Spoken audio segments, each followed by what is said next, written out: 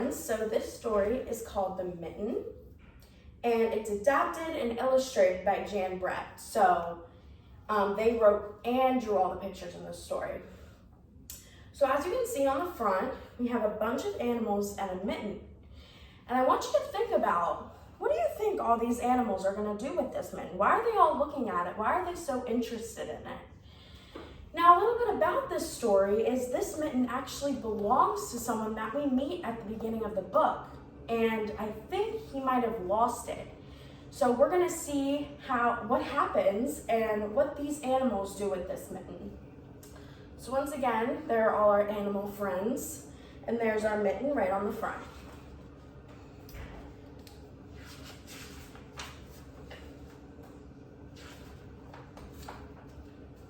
Once there was a boy named Nicky who wanted his new mittens made from wool as white as snow.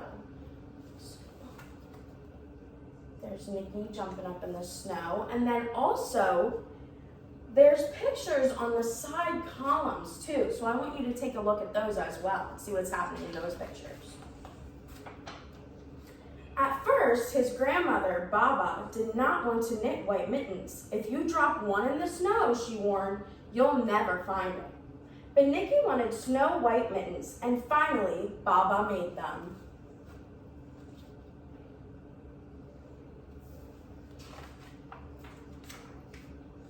After she finished, she said, when you come home, first I will look to see if you are safe and sound, but then I will look to see if you have your snow white mittens.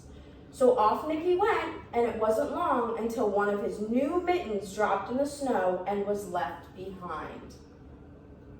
So you can see, there's Nicky climbing a tree, and oh, the mitten's right there in the snow, which Baba warned him not to do.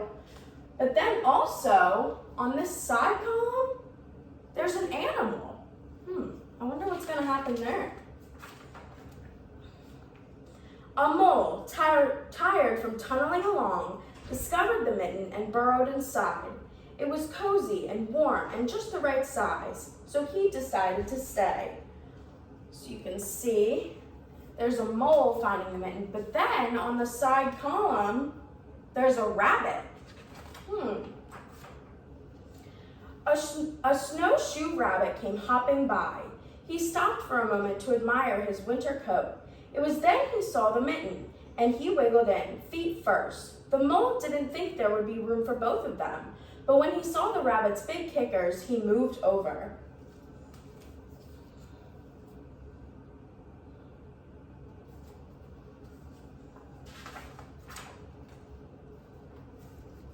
Next, a hedgehog came snuffling along.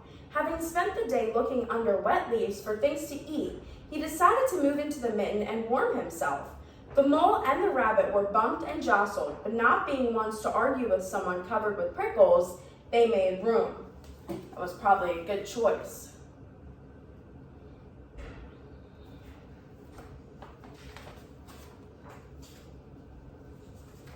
As soon as the hedgehog disappeared into the mitten, a big owl, attracted by the commotion, swooped down. When he decided to move in also, the mole, the rabbit, and the hedgehog grumbled. But when they saw the owl's glinty talons, they quickly let him in.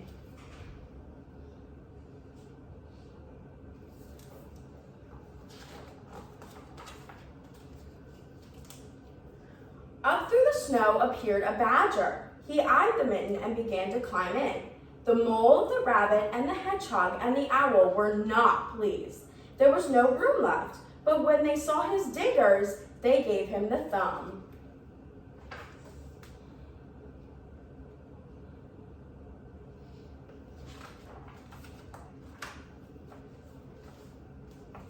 It started snowing, but the animals were snug in the mitten.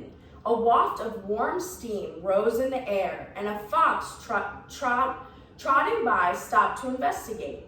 Just the sight of the cozy mitten made him feel drowsy. The fox poked his muzzle in. When the mole, the rabbit, the hedgehog, the owl, and the badger saw his shiny teeth, they gave the fox lots of room. I want you to still pay attention to the pictures on the side. So here we see Nicky. He's looking for his mitten, but then we see the next animal that's gonna come. A great bear lumbered by. He spied the Mitten all plumped up, not being one to be left out in the cold. He began to nose his way in. The animals were packed in as tightly as could be.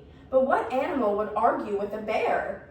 The Mitten swelled and stretched. It was being pulled and bulged to many times its size. But Baba's good knitting held fast.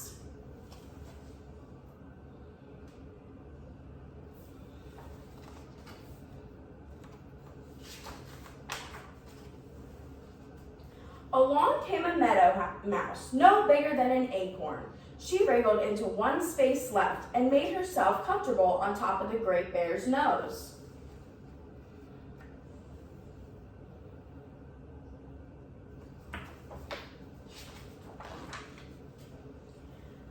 The bear, tickled by the mouse's whiskers, gave an enormous achoo.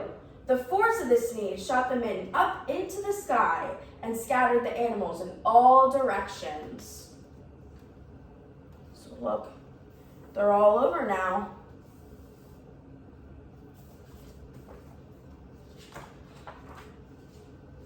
On his way home, Nicky saw a white shape in the distance. It was the lost Mitten silhouetted against the blue sky. So I'm sure it was up in the air because the bear sneezed and shot everyone flying. As he ran to catch his snow-white Mitten, he saw Baba's face in the window. First she looked to see if he was safe and sound, and then she saw that he still had his new mittens.